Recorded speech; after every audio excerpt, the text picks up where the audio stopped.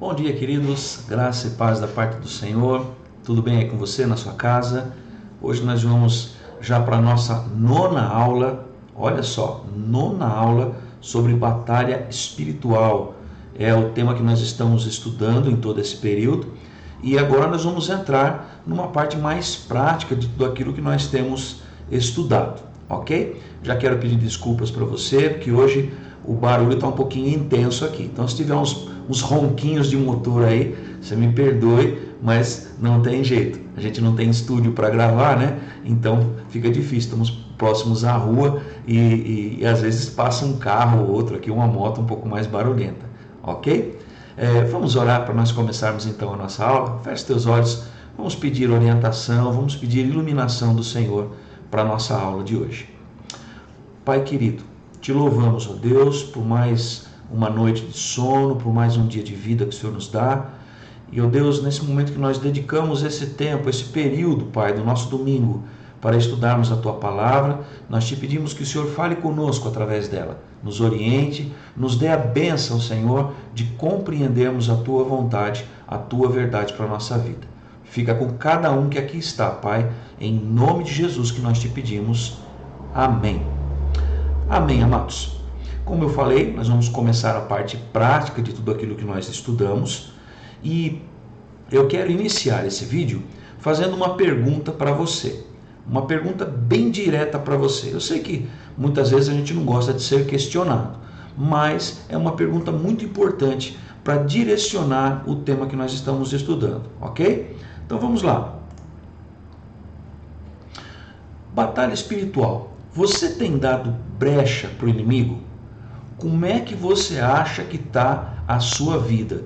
Como você acha que está a sua casa? Está bem protegida? Está guardada? Tudo aquilo que nós estudamos a respeito da armadura de Deus, da armadura do Senhor, está sobre a sua vida? Está fazendo efeito sobre você? Você compreendeu tudo aquilo que nós estudamos? Tudo aquilo que nós vimos até agora? É muito importante que você tenha plena consciência de tudo que nós estudamos, de todas as armas, os itens da armadura, que você relembre que a nossa batalha não é contra pessoas, mas contra os poderes espirituais do mal, contra Satanás, contra a nossa própria carne, contra o mundo que jaz no maligno, e que dentro desta batalha, nós vamos sofrer sim lutas, perseguições, porque afinal é uma batalha, e que nós precisamos estar aptos a usarmos essa armadura, ok? Então, como é que está a sua vida dentro dessa batalha que você está travando? Está tudo direitinho? Você está bem cercada? Está bem guardado?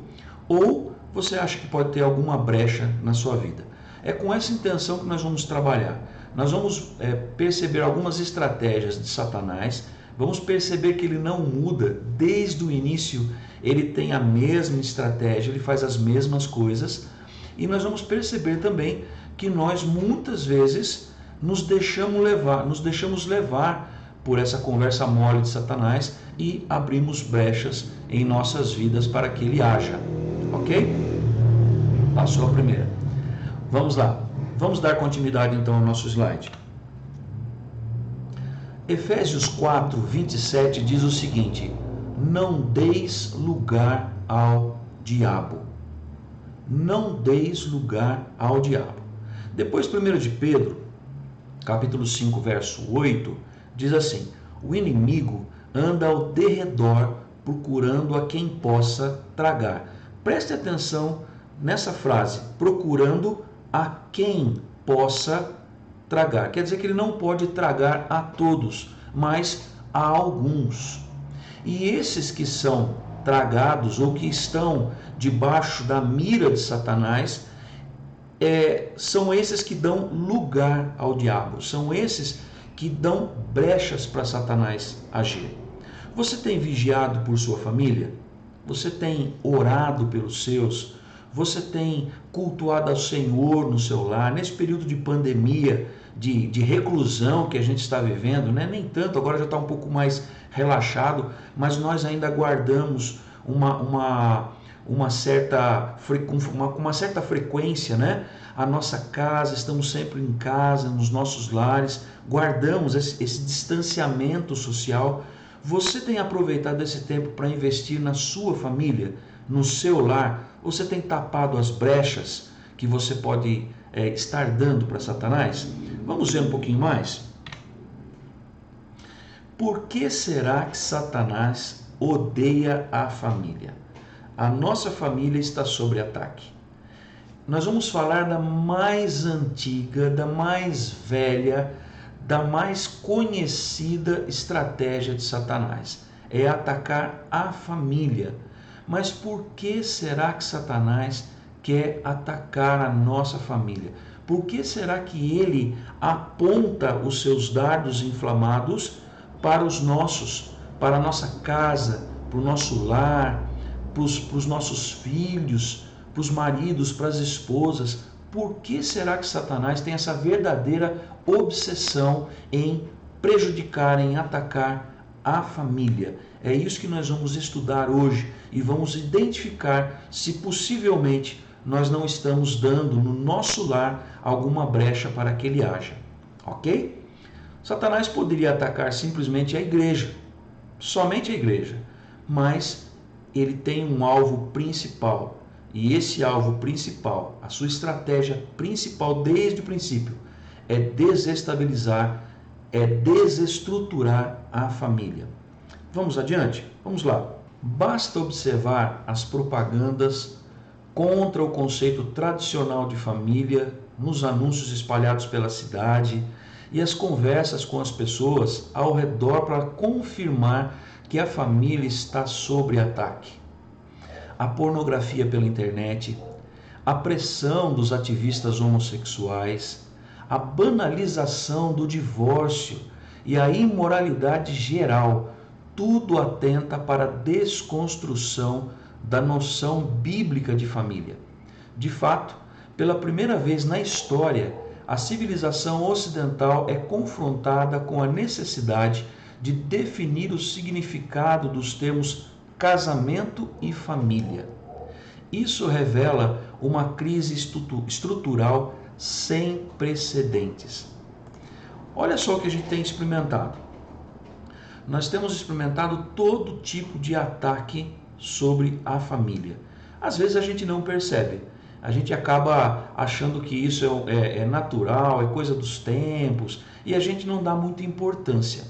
Mas por trás disso tudo, há um movimento maligno de Satanás.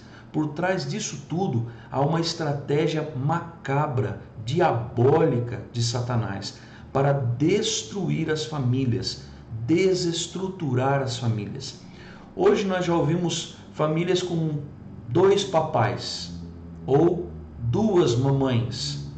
E a criança cresce no meio de um conceito totalmente equivocado a respeito de família, a respeito de célula inicial da sociedade, célula máter, como é denominada a família. Vamos adiante? Vamos um pouquinho mais adiante? Esse impasse moral possui fundamentos espirituais, pois o mundo jaz no maligno. 1 de João 5,19. A primeira investida de Satanás foi contra o primeiro casal, e os efeitos daquela investida foram nocivos à família. A transferência de culpa entre os cônjuges, em Gênesis 3, de 11 e 12, o primeiro fratricídio, Gênesis 4, 8 a 10, o surgimento da poligamia, Gênesis 4, 19, etc. Assim vai.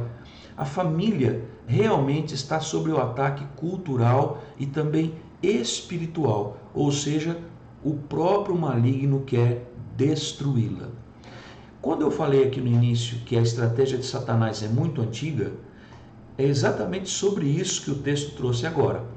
Ela reflete essa estratégia lá no Gênesis, quando ele tentou Eva, a parte de Adão, e depois fazendo com que Eva convencesse Adão que aquilo era bom, que realmente Deus estava enganado, estava falando aquilo, era só para que eles não se tornassem melhores, maiores.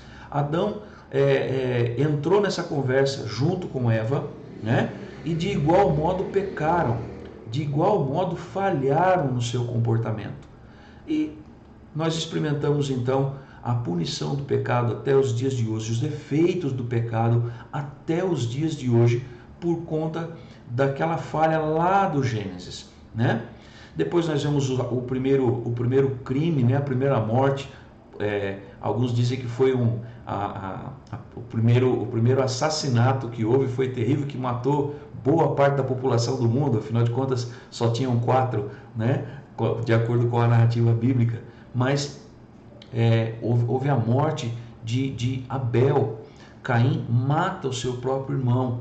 Depois nós vemos que a família entrou numa série de sequências decadentes. Nós fomos experimentando, fruto do pecado que reside em nós, uma série de decadências na história a respeito da família. E o texto então começa a trazer esse entendimento para nós. Notem que essa estratégia de Satanás de destruir a família já foi lá atrás. Nós não podemos nos esquecer que a família é projeto, é plano de Deus. É plano de Deus. Então, Satanás não vai querer dar continuidade a um projeto do Senhor, dar continuidade ao plano de Deus. Obviamente, ele vai se opor ao plano de Deus. Mas por que será que Satanás odeia tanto a família? Vamos adiante. Por que Satanás odeia tanto a família? Certamente porque ela é importante. A família é fundamental para a criação e educação da próxima geração. Olhem bem, ela é muito importante, mas não apenas por isso. Segundo as Escrituras, a família é fundamental para instruir e capacitar a pessoa para os diferentes aspectos da vida. Então Deus, quando projetou a família, o plano de Deus que é perfeito, nós sabemos disso, nós confiamos, cremos nisso, Deus tem um propósito especial para a família. E você vai ter compreensão hoje de como a sua família é importante, como a sua família está dentro do plano de Deus. E nós não temos o direito de nos desviarmos desse plano. Quando nós fazemos isso, nós falhamos como servos do Senhor. Olhem só. Primeiro aspecto, ela é um centro de aprendizado teológico. Prestem atenção no texto que nós vamos estudar. Prestem atenção. Há vários aspectos da vida cristã sobre os quais Deus decidiu nos instruir usando a família. Essa é uma das metáforas mais utilizadas na Bíblia, pois há lições que só podem ser aprendidas mediante uma compreensão correta da família, conforme instituída por Ele. Então, olha só, Deus usa a família para nos ensinar uma série de coisas. Deus compara o seu povo como família de Deus. Nós somos filhos adotivos de Deus. Nós fazemos parte da família do Senhor. É uma metáfora usada, reproduzida ao longo das Escrituras. Deus compara a sua igreja a uma noiva, ao casamento, à formação de uma família. Notem a importância da nossa família, da sua família, dentro do plano do Senhor. Primeiro, o próximo tópico é letra A. Deus a usa para nos ensinar sobre sua própria natureza. A relação entre os membros de uma família estabelece o vislumbre do relacionamento entre as pessoas da Trindade. Deus faz essa comparação. Nós temos o Pai, temos o Filho, né? O convívio familiar deve refletir a natureza relacional de Deus. Olhem só, então Satanás busca trazer confusão no meio da família. Porque a relação que nós temos com Deus, uma relação de pai, relação de filhos, ela é retratada na Bíblia através da família. A família aponta para esse relacionamento. O respeito que o filho tem pelo pai, o zelo que o pai tem pelo filho, o amor do pai pela família, a proteção da família, o amor do marido pela esposa, o cuidado que ele tem com a esposa, não é?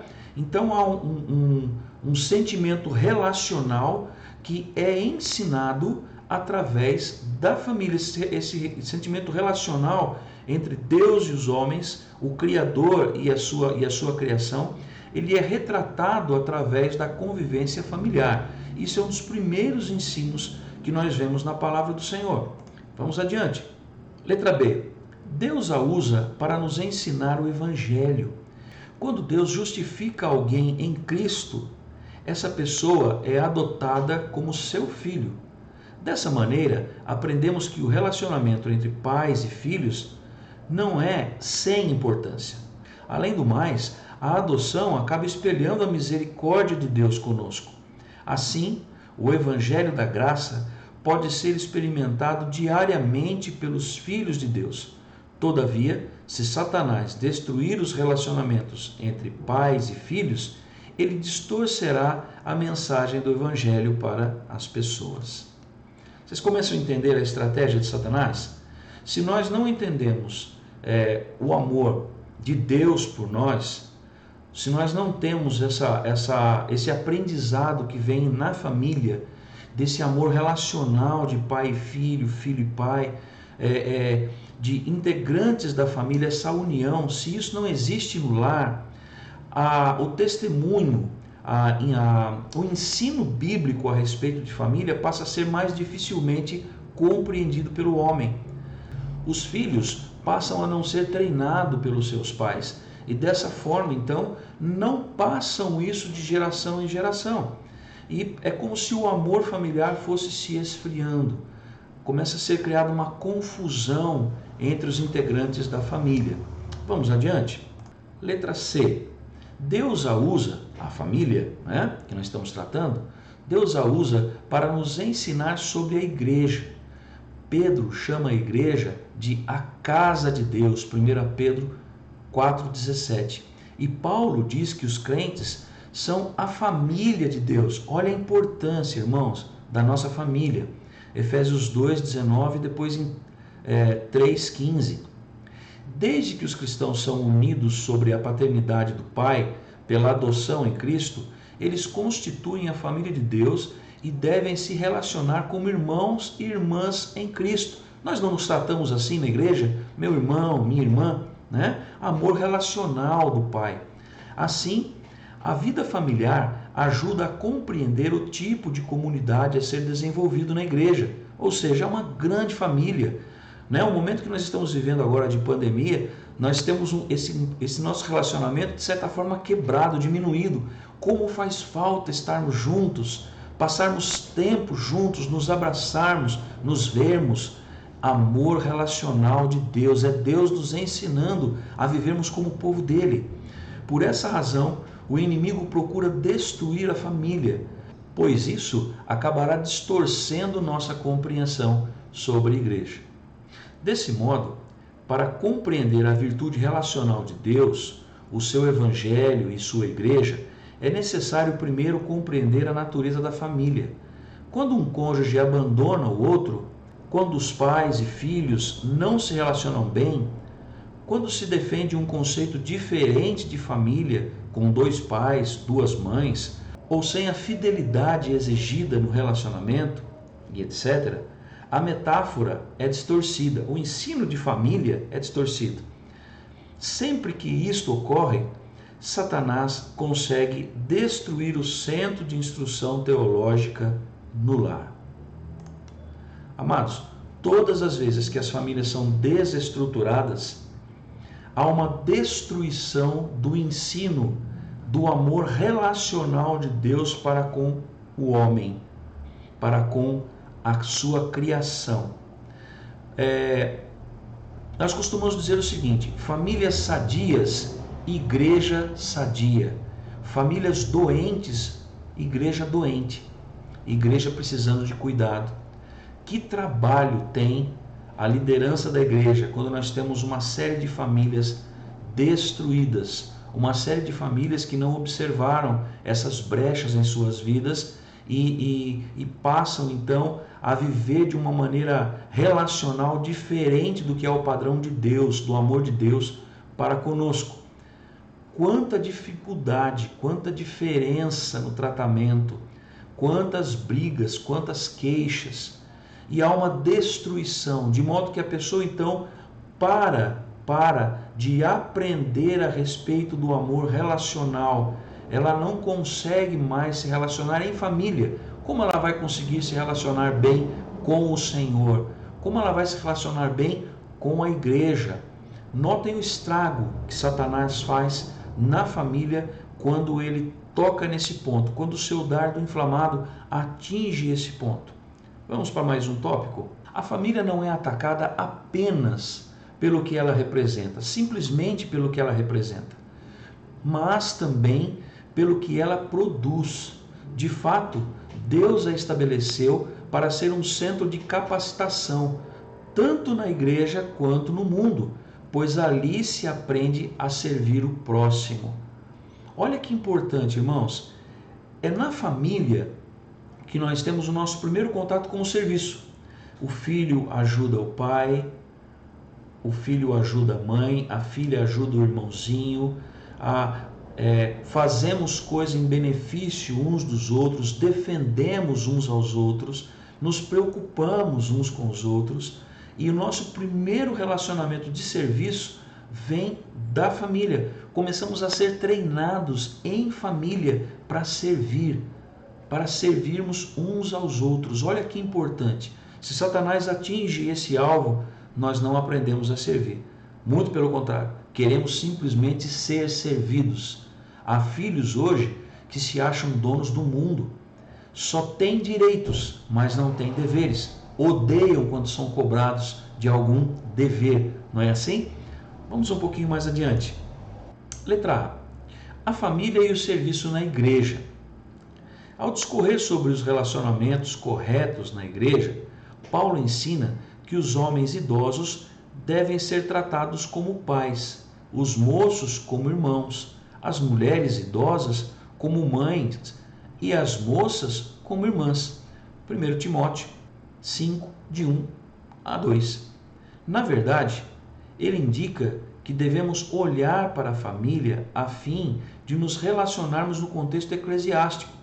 Naquela mesma carta, Paulo estabelece que uma das maneiras de identificar pessoas qualificadas para o presbiterato é considerar se eles governam bem a sua própria casa. 1 Timóteo 3, 4, 5. Assim, a família serve como padrão para relacionamentos na igreja e modelo para a liderança eclesiástica.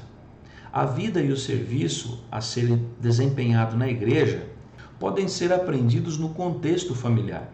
Se o maligno consegue desconstruir esse padrão, as implicações para a vida comunitária na igreja são catastróficas.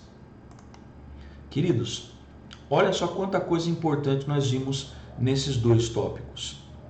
Nós vimos que a família, ela é um projeto de Deus, não é simplesmente uma criação, uma invenção do Senhor. Não, a família, ela é um projeto de Deus como célula principal da sociedade e como célula da igreja, como um pilar da igreja. Deus estabeleceu a sua igreja num contexto familiar. A família se reunia para adorar o Senhor. E dentro deste projeto perfeito do Senhor, a família tem diversas funções. Nós começamos a aprender nesses primeiros tópicos, não é? A família, ela tem a função de nos ensinar o amor relacional de Deus para conosco. Ela tem o papel de treinar os nossos filhos, começar as primeiras aulas teológicas ensinando quem é Deus através desse convívio, através das nossas atitudes. E ela tem o papel de ensinar que nós estamos aqui para servir, assim como Cristo veio e serviu, nós também somos chamados a servir. Então a igreja tem um papel essencial dentro do projeto, do plano de Deus, ok? Então nós vamos fazer agora uma breve pausa, como já é nosso costume, depois nós voltamos no segundo módulo. Enquanto isso, Vamos comentar lá no grupo um pouquinho o que você acha, como você acha que está essa estratégia do Satanás nos dias de hoje. Você acha que está dando certo? Como estão as famílias nos dias de hoje? Você acha que está dando certo a estratégia de Satanás? As famílias estão caindo nessa conversa ou não? Está tudo normal, ok? Daqui a pouquinho a gente volta.